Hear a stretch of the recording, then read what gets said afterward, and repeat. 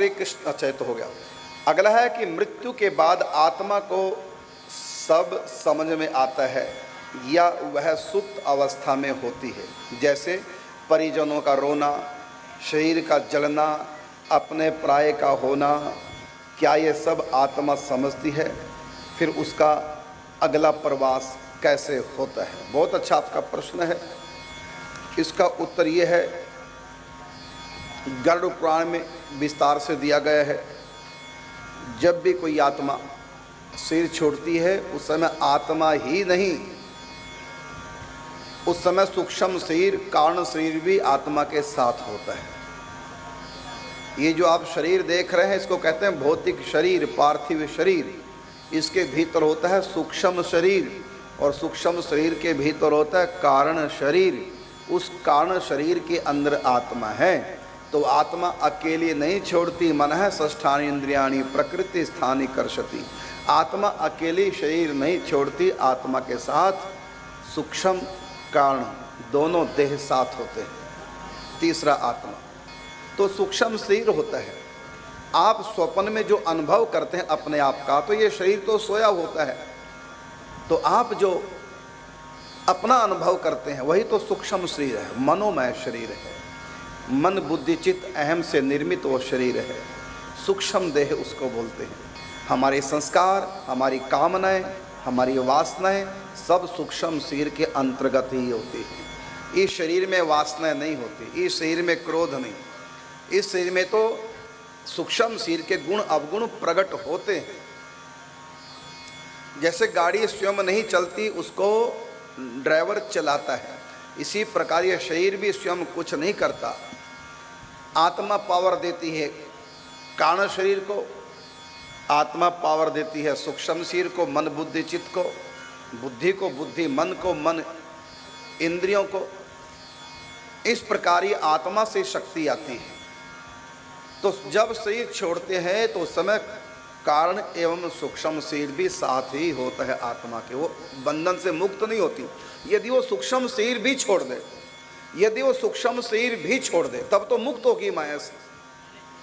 तो शरीर छोड़कर भी आत्मा मुक्त नहीं है, क्योंकि सूक्ष्म शरीर, वासनामय शरीर, इच्छामय शरीर, मनोमय शरीर, संस्कारमय शरीर उसके साथ होता है। वो संस्कार नहीं छूटते, अंदर के अवगुण नहीं छूटते, शरीर यहीं रखा रह जाता है। लेकिन काम, क्रोध, लोभ, ईर्ष्या, द्वेष ये सारे अवगुण साथ जाते हैं, क्योंकि अवगुण मन में होता है, मन साथ जाता है। मनः षष्ठानि इंद्रियाणि प्रकृति स्थानि कर्षति। तो इसलिए शरीर छूटने के बाद भी हमारा जन्म मरण से छुटकारा नहीं होता, क्योंकि सूक्ष्म शरीर में जब तक आत्मा रहेगी तब तक ये बार बार भौतिक शरीर धारण करती रहेगी, पार्थिव शरीर धारण करती रहेगी। तो जिस समय यमराज का बुलावा आता है, मैं केवल पाप आत्माओं की बात कर रहा हूँ, पाप आत्माएं जो होती है उनके लिए, जब यमराज का बुलावा आता है तो 3 यमदूत आते हैं। भले दिन का समय हो, खूब प्रकाश है, लेकिन जिसकी मृत्यु आ गई है उसको लाइट प्रकाश दिखाई नहीं देता, उसको केवल अंधकार। आंखें खुली हैं फिर भी कुछ दिखाई नहीं देगा, कान खुले हैं कुछ सुनाई नहीं देगा। मक्खी भी मुख पे बैठ जाए तो हटा नहीं सकता। तो मृत्यु के समय उसको केवल अंधकार दिखाई देगा, काल रात्रि महारात्रि। उस अंधकार में उसको उसी क्षण बाद 3 यमदूत दिखाई देते, काले काले भयानक। उनको देखकर कई बार मल मूत्र तक त्याग देता व्यक्ति, डर के मारे घबरा जाता है। उस समय वो हमारी बात जरूर याद करेगा। क्या? जब भी हमने मरने के बाद क्या होता ये बताया तो हर व्यक्ति सोचता किसने देखा मरने के बाद। जो ही उसके सामने 3 यमदूत आएंगे उस समय फिर वो हमारी बात याद करेगा, संत तो ठीक कह रहे थे, यमदूत आते हैं और मैं सोचता था किसने देखा मरने के बाद, कर लो पाप, किसने देखा। ये तो सचमुच में सच बात निकली, 3 यमदूत आ गए। फिर उसके ऊपर यम पाश डालते हैं, उसे सूक्ष्म शरीर, कारण शरीर के अंदर आत्मा तीनों को बाहर निकालते हैं एक ही साथ। उसी का नाम है सूक्ष्म शरीर, कारण शरीर, उसके भीतर आत्मा। उसके तुरंत बाद उसको संयमनीपुरी, नरक की राजधानी संयमनीपुरी, वहाँ ले जाया जाता है। वहाँ उसकी हाजिरी लगती है, हाँ यही व्यक्ति है। उसके बाद फिर उसको वापस उसी घर में तुरंत ले आते हैं, उसी समय ले आते हैं। गया, हाजिरी लगी, वापस यहीं आया। वो सूक्ष्म शरीर में है, वो देखता है, सुनता है, लेकिन छू नहीं सकता, बोल नहीं सकता। देखेगा और सुनेगा, दो इंद्रियां उसकी पूरा काम करेगी, सबका अनुभव करेंगी, लेकिन ना वो अपने शरीर से किसी को छू पाएगा और ना अपने मुख से कुछ बोल पाएगा। केवल दो इंद्रियां उसकी काम करेंगी, आंख और कान, सूक्ष्म इंद्रियां। तो उस समय वो देखेगा सब रो रहे हैं, हाय मेरा बेटा मर गया, लेकिन उस समय कहना चाहता है मैं कहाँ मरा, मैं तो हूँ। लोग कहेंगे बेचारा कितना अच्छा था, मर गया। फिर वो सोचता रहे भैया मैं मरा कहाँ, मैं मरा कहाँ हूँ, मैं तो जीवित हूँ। तभी तो कहा ना, नैनम छिन्नन्ति शस्त्राणि नैनम दहति पावका न च क्लेदयन्ति आपो न शोषयति मारुतः। आत्मा का कभी नाश नहीं होता है, आत्मा न जन्मती है न मरती है। तो पत्नी रो रही है, हाय मेरा पति मर गया, मुझको छोड़ के चला गया, तो पति मनी मन सोचता अरे मैं कहाँ मरा बुद्धू, मैं तो जीवित हूँ, मेरे लिए कुछ कर लो। मैं तो सोचता रहा मरने के बाद किसने देखा, लेकिन वो कुछ बोल नहीं पाता, खाली सोचता है। यहाँ तक कि अपने शरीर में वापस आने की सोचता है। उस शरीर से जिसको छोड़ा उससे उसकी ममता होती है, वो उस शरीर में आना चाहता है लेकिन आ नहीं पाता, क्योंकि यम पाश में बंधा हुआ है, परेशान। उस समय उसकी अर्थी जब चलती है उसके साथ साथ चलता है, अपने शरीर को वो जलता हुआ देखता है। उसके बाद जब उसकी अस्थियां हरिद्वार चली जाती हैं तब उसको कुछ शांति मिलती है, वो पूरी नहीं, कुछ शांति उसको प्राप्त होती है। उस समय जब वो अस्थियों के साथ भी जाता है, हरिद्वार भी चला जाता है, वो आता, फिर वापस आते हैं, फिर वो घर आता है। यहाँ 12 दिन तक वो घर में आत्मा रहती है, 13वें दिन यहाँ से आत्मा जाती है। इसलिए उस घर को का अन्न अपवित्र माना गया है, इसलिए उस घर में कुछ खाते नहीं हैं। और उसका असर पूरे परिवार पे होता है, ब्लड में भी होता है। जो ब्लड था उसका मैंने सही संस्कार किया, उस ब्लड से रिलेटेड जितने भी लोग हैं वो दोष उनके ब्लड में भी चला जाता है, इसलिए उस घर का नहीं खाते। तो 13वें दिन वो यहाँ से निकलता है। तो प्रतिदिन जो पिंड दान किए जाते हैं वो पिंड दान से एक शरीर बनता है अंगूठे के समान। जैसे 9 मास में ये शरीर निर्मित हुआ है माँ के गर्भ में, इसी प्रकार वो 12 दिन में पिंड दान जो करते हैं उससे उसका सूक्ष्म शरीर तैयार होता है। वो आंखों से दिखाई नहीं देता, उसका आकार अंगूठे के समान है। फिर वो कारण और सूक्ष्म शरीर सहित उसकी आत्मा उस शरीर में प्रवेश कर जाती है। उस शरीर के को धारण करके उसको प्रेत शरीर बोलते हैं, और आतिवाहिक देह भी उसका नाम है। उस शरीर से वो फिर जाएगा दोबारा से संयमनीपुरी, और यहाँ घर से वहाँ जाने में उसको 11 दिन लगते हैं वहाँ के हिसाब से, और यहाँ पर तब तक 11 महीने बीत जाते हैं। पितृलोक के रास्ते का एक दिन यहाँ का 1 महीना बराबर होता है। तो उसको 11 दिन लगते हैं, क्योंकि अब वो कुछ स्थूल शरीर में आ गया है। पहले तो कारण सूक्ष्म शरीर में आत्मा थी, इसलिए गई और तुरंत आई, क्योंकि उसकी स्पीड अलग होती है। लेकिन अब जिसको आतिवाहिक शरीर मिला उसकी स्पीड इतनी नहीं होती, वो यहाँ से संयमनीपुरी जाएगा। संयमनीपुरी है कहाँ? करोड़ों किलोमीटर नीचे है सौरमंडल से। अतल बितुल सुतल तलातल सातल तलातल महातल रसातल, फिर नीचे पताल, पताल में वो नरक कुंड है। करोड़ों योजन यहाँ से, सौरमंडल से नीचे करोड़ों योजन, ब्रह्मांड के नीचे का छोर। तो वहाँ पर वो जाने में उसको 11 दिन लगते हैं। तो वहाँ का 1 दिन यहाँ का 1 महीना बराबर है। उसको फिर भूख लगती है तो उसके घर वाले हर महीना यहाँ जो भी करते हैं उसके नाम से पिंडदान आदि जो भी करते हैं वो उसको वहाँ प्रतिदिन प्राप्त हो जाता है, क्योंकि यहाँ का 1 महीना वहाँ का 1 दिन बराबर होता है। तो 11 महीने में वहाँ पहुँचता है, तो यहाँ फिर 11वें महीने उसकी बरसी कर देते हैं। इसलिए बरसी साल में ना करके 11 महीने में करते हैं, 11वें महीने में उसकी बरसी कर देते हैं। तो जब 11वें महीने में बरसी करते हैं तो उस समय उसके पापों का पूरा, माने वहाँ 11 दिन में पहुँचा, उसका 12वां दिन प्रारंभ हो गया, यहाँ पर 12वां महीना प्रारंभ हो गया, तो वहाँ 11वें दिन होता क्या है, उसके कर्मों का पूरा बायोडेटा खोल करके उसको बताया जाएगा, सुनाया जाएगा, देखो ये तेरे कर्म।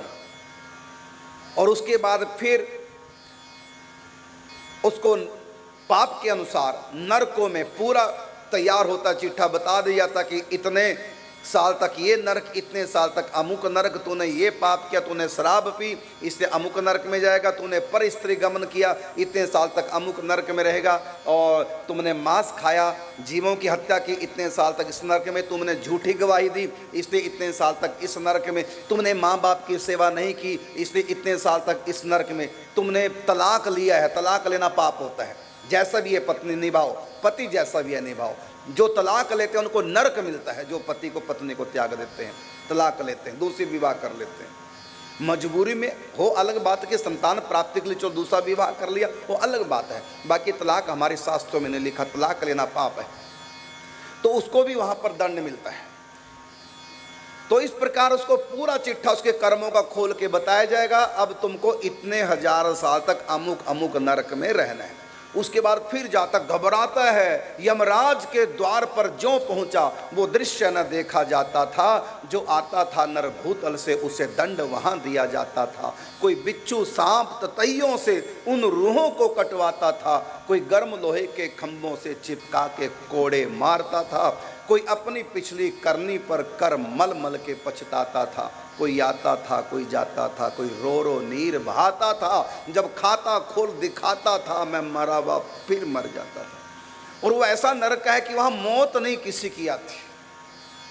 तेल के कढ़ाई में उबाला, सिर में फफोले पड़ गए, चिल्ला रहा है, अंत में बेहोश हो गया, जब तक बेहोश नहीं होगा तब तक उबाला जाएगा, बेहोश हो गया अब उसको निकाल दिया, निकालते ही धीरे धीरे उसको होश आ गई, ठीक हो गया बिल्कुल, दोबारा फिर उसको तेल के कढ़ाई में तलेंगे, कब तक, जब तक वो बेहोश ना हो जाए, जब बेहोश होगा फिर बाहर निकालेंगे, धीरे धीरे फिर होश आ जाती है, शरीर फिर ठीक हो जाता है, फिर जितनी बार मतलब उसने जो जो पाप किए हैं उसके अनुसार दोबारा दोबारा वहाँ किसी की मौत नहीं होती, क्योंकि वहाँ पर ये भौतिक शरीर नहीं है, वहाँ पर आतिवाहिक देह प्रेत शरीर है, उसकी मौत नहीं होती। तो इस प्रकार से व्यक्ति दुख पाता है। ये है आपके प्रश्न का उत्तर।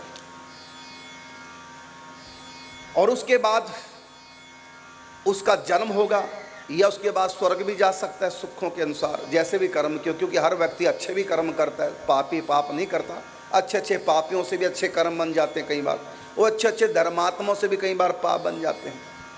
तो इसलिए नहीं कि जो नरक गया उसको स्वर्ग नहीं मिलेगा, नरक में पापों की सजा भोग करके फिर उसके जो पुण्य किए हैं उसके परिणाम स्वरूप फिर स्वर्ग भी जाएगा। और स्वर्ग जाने के बाद अधिकतर लोग ज़्यादा से ज़्यादा गाय के शरीर में आकर के मनुष्य बन जाते हैं। लेकिन जो नरक से छुटकारा जिनका होता है वो ज़्यादातर 84 लाख योनियाँ भोगते हैं, लाखों सालों के बाद फिर उनको मनुष्य का जन्म मिलता है। और मनुष्य के जन्म में भी उनकी पहचान है, उनका स्वभाव अच्छा नहीं होगा, क्रूर स्वभाव के होंगे, ईर्ष्या करने वाले होंगे, द्वेष करने वाले होंगे, झगड़ालू टाइप के होंगे। ये नरक में से आने वालों के स्वभाव की बात बता रहा हूँ। और जो स्वर्ग से आते हैं उनका स्वभाव बड़ा सौम्य होगा, माता पिता का मान सम्मान करने वाले, बड़ों का मान सम्मान करने वाले, संतों को मानने वाले, गाय माता की सेवा करने वाले, ठाकुर जी की सेवा पूजा करने वाले सौम्य स्वभाव के होंगे जो स्वर्ग से आते हैं। और जो नरक से आते हैं 84 का चक्कर भोग करके क्रूर स्वभाव के होते हैं। तो दोनों प्रकार के व्यक्ति संसार में देखने को मिलते हैं। बिना बात के दूसरे से पंगा लेना, बिना बात के ईर्ष्या द्वेष करना, ये नरक में आए हुए लोगों की पहचान है। और कई बार ऐसा होता है कि पितृलोक मिलता है। दरअसल मनुष्य शरीर से पहले अधिकतर लोगों को पितृलोक ही मिलता है। पितृलोक का अर्थ है वेटिंग रूम, जन्म लेने की इंतजार, क्योंकि स्वर्ग नरक का भोग पूरा हो गया या स्वर्ग नरक का संयोग नहीं, जन्म का आगे उनका जन्म होना है, लेकिन अभी उनके कर्मों का जहाँ लेखा जोखा पूरा हो, ऐसा पृथ्वी लोक पर कोई संयोग नहीं बना कर्मों के अनुसार, जहाँ सुख दुख का उनका प्रावधान पूरा हो। तो जब तक वो योग ना बने तब तक वो पितृलोक में रहते हैं, वेट करते हैं अपने जन्म की। इसलिए पितृलोकों में इंग्लिश में वेटिंग रूम भी कह दें तो कोई वो नहीं होगा। तो ये वेटिंग रूम है प्रतीक्षालय है। जब उनके कर्मों का संयोग के अनुसार जब विधान बनेगा तब वो फिर जन्म लेंगे। किसको माँ बनना, किसको पिता बनना, हो सकता है कर्मों के अनुसार जिसको माता पिता बनना है अभी उनका जन्म ही ना हुआ हो, यदि हो गया है हो सकता है उनका भी विवाह ही ना हुआ हो, तो तब तक वो वेट करेगा पितृलोक में। और पितृलोक में जब व्यक्ति वेट करता है तो वहाँ की व्यवस्था, वैसे तो वहाँ का राजा अर्यमा है, उसकी तरफ से सब व्यवस्था होती है, लेकिन विशेष व्यवस्था उनके घर वाले करेंगे। जिस घर से सिर छोड़ा वो जितना भी अपने पितरों के नाम से करते हैं उनको एक्स्ट्रा मिलता है। जीने के लिए जितना चाहिए उतना अर्यमा की तरफ से मिल जाता है, लेकिन एक्स्ट्रा आप चाहें तो कर सकते हैं। तो इस प्रकार से श्राद्ध के द्वारा, दान पुण्य के द्वारा, परोपकार के द्वारा पितरों के नाम से करके हम उनको और सुखी कर सकते हैं और उनका आशीर्वाद श्राप दोनों लगते हैं। इसलिए पितृलोक में होता है, यदि परिवार के लोग कुछ नहीं करते तो कई बार वो नाराज हो जाते हैं, परेशान करने लग जाते हैं। और किस लिए परेशान करते कि हमारे लिए कुछ कर। आप कहेंगे कि सनातन धर्म के अलावा और तो कोई कुछ करता नहीं है, श्राद्ध वगैरह उनको क्यों नहीं तंग करते हो? उनको भी तो पितर बनते होंगे, रूल तो सबका एक ही है, तो हिंदुओं को ही तंग करेंगे। जो और पंथों में चले गए श्राद्ध नहीं मानते, जो दूसरे संप्रदाय के हैं पंथों के वो श्राद्ध नहीं करते, तो उनको क्यों नहीं तंग करते हो, हमको क्यों? इसका अर्थ है तंग उसी को किया जाता है जिससे आशा होगी कि हमारे बारे में कुछ कर सकता है उद्धार के लिए। जब उनको पता कि न इनको श्राद्ध मानने, इनका संप्रदाय ही ऐसा है, फिर वो क्या करते, उनको पता यहाँ से कुछ मिलने वाला नहीं, तंग करके भी कोई इनको लाभ नहीं है, इसलिए बेचारे वहाँ भूखे प्यासे परेशान होते हैं। हिंदू जो होते हैं वहाँ पितर बनते हैं, माल खाते हैं, वो बेचारे देखते रहते हैं, तरसते रहते हैं, उनके परिवार वाले कुछ करते नहीं। बस ये उनको यही दंड मिलता है बेचारों को, क्योंकि उन्होंने भी कभी अपने बुजुर्गों के लिए कुछ श्राद्ध नहीं किया, तो उनको भी काहे मिलने क्यों मिलेगा। तो जहाँ से उनको आशा होती है तो उनको थोड़ा तंग करता है कि हमारे लिए कुछ करें। फिर भी मैं कहना चाहूँगा, यदि 3 बातें किसी के घर में हो रही हैं और ठीक नहीं हो रही हैं तो समझो पितरों का कोई ना कोई क्रोध है आपके ऊपर। 3 बातें कौन कौन सी? एक तो यह है कि कभी किसी का मन एक नहीं बन पा रहा है, बात बात में झगड़ा, मन एक नहीं। दूसरा, दवाइयाँ नहीं छूट रही है, कोई ना एक बीमारी जाए, दूसरी जाए, तीसरी बीमारी ये है। और तीसरा, बरकत के नाम से कुछ नहीं, रोटी के भी लाले पड़े हैं, ये स्थिति आ गई है। तो ये 3 कारण यदि एक साथ हों तो यदि ठीक नहीं हो रहे और लंबे समय तक ऐसा हो रहा है तो ऐसी स्थिति में फिर पितरों के लिए कुछ ना कुछ करना चाहिए। और सबसे उत्तम है पितरों के लिए वो है भागवत जी का मूल पाठ करा लेना चाहिए।